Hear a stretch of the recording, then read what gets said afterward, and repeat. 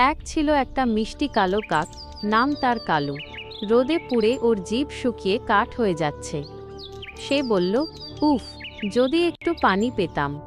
কালু আকাশে উড়তে উড়তে পানি খুঁজছে, কিন্তু চারদিকে শুধু শুকনো মাঠ আর ফাটল ধরা মাটি। হঠাৎ কালুর চোখ পড়ল একটা পুরনো কলসির ওপর।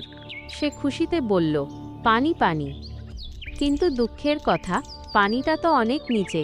কালু ঠোঁট ঢুকিয়ে দেখে, এটা তো পৌঁছাচ্ছেই না। ঠিক তখনই কালুর মাথায় একটি বুদ্ধি আসলো। সে ছোট ছোট রঙিন কঙ্কর কুড়িয়ে এনে একটা একটা করে কলসিতে ফেলতে লাগলো। কঙ্কর পড়তে পড়তে পানিটা উপরে উঠতে লাগলো।